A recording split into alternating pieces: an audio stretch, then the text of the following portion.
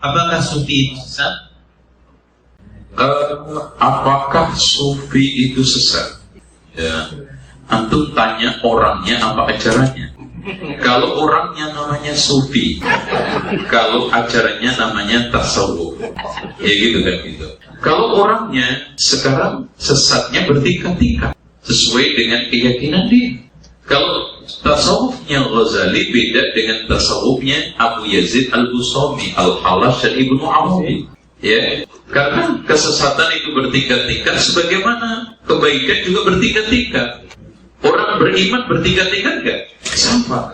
Ketika orang baik bertingkat-tingkat, maka orang jelek juga bertingkat-tingkat. Ada yang ringan, ada yang sedang, ada yang parah. Tapi secara umum, tasawuf itu dibagi menjadi dua.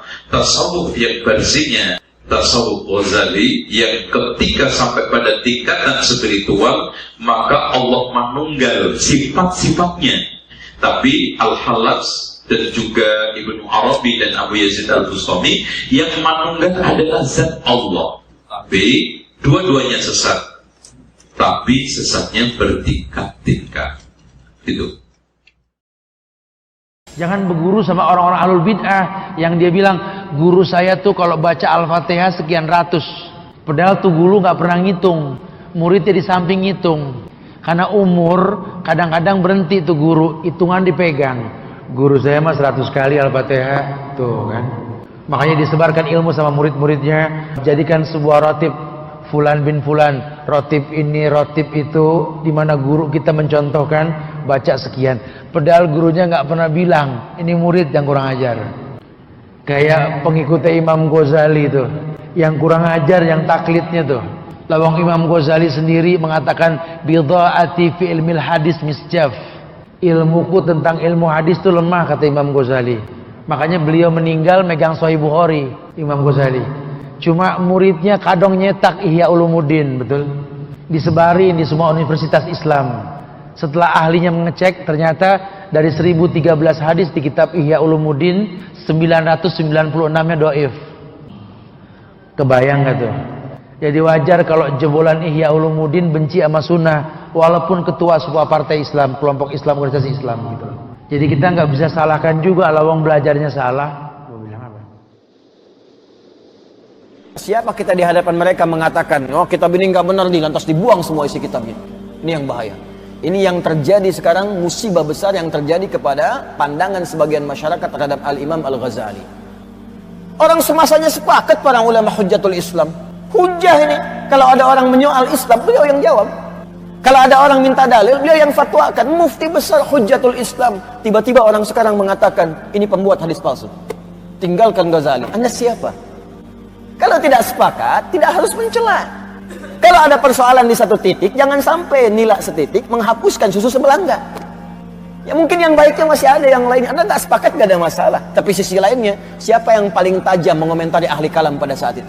Siapa yang membantah logika para filsafat yang banyak memurtadkan orang Islam pada saat itu? Al-Imam Al-Ghazali. Lantas Anda mengatakan, ini nggak paham ilmu hadis. Anda siapa, Joni? Quran beliau hatam, hadis-hadis paham, fikih juga mengerti. Tapi ada pertimbangan kenapa saya cantumkan ini, kenapa tidak. Makanya pelajari dulu. Itu saya punya kawan orang Syria, tesisnya tentang Al-Imam Al-Ghazali. Kami sedang di halaqah di TV malah saat itu, sedang bareng-bareng. Tiba-tiba ada pemateri mencela Al-Imam Al-Ghazali. Itu duduknya langsung berubah, matanya memerah. Dia katakan, bagaimana, apa yang harus saya lakukan? Saya tinggalkan saja halaqah ini atau bagaimana? Kami bilang, jangan Anda tinggalkan. Kalau Anda tak sepakat, jawab dengan cara yang lembut. Tunjukkan kepadanya bahwa apa yang disampaikan tidak tepat. Maka dimulai dengan kalimat, Sayyidi, Jazakallah khair, Masya Allah. Kalimatnya bagus sekali. Ya, Tuan, terima kasih banyak. Anda dianugerahi Allah keilmuan yang sangat luar biasa, yang bagus sampai hadir di sini. Hanya ada beberapa poin yang saya kurang sepakat dengan pernyataan tentang Al-Imam Al-Ghazali. Dan Alhamdulillah, saya ini, tesis saya, itu fokus di bidang Al-Imam Al-Ghazali. Saya telah mensyarah kitab-kitabnya, saya telah kemudian merapikan bagian-bagiannya, dan saya meneliti Al-Imam Al-Ghazali dari mulai beliau dilahirkan sampai ke karya-karyanya, sampai ke kualitas sanadnya. Maka sekarang kebalik, yang bicara tadi yang mulai begini. Karena apa? Beliau membaca satu buku, orang ini sudah mengamati dari lahirnya Al-Ghazali sampai karya-karyanya selesai. Maka disampaikanlah yang menurut Anda begini tadi, nampaknya menurut saya mungkin agak kurang paham, atau mungkin kurang baca referensi, Anda bisa cek lagi di referensi yang seperti ini yang meluruskan yang Anda baca tadi. Yang Anda baca begini, ini yang kurang tepat. Ternyata ada keterangan lain yang menunjukkan begini. Mungkin Anda bisa baca buku yang ini. Anda bisa baca kalimat yang ini. Setelah mendengarkan semuanya apa yang terjadi, yang satu tidak merasa digurui, yang kedua pun bisa paham dengan apa yang disampaikan. Akhirnya bersahabat keduanya. Selesai. Jelas ya? Dan itu indah, itulah akhlak. Itulah akhlak. Jadi jangan sampai perbedaan pendapat di antara kita menjadikan kita tidak bisa minum teh bersama. Paham ya? Baik, jadi status hadis ini, kalaupun ada yang menyebut dhaif, tapi kedhaifannya tidak menghambat hadis ini masuk dalam kategori fadailul a'mal.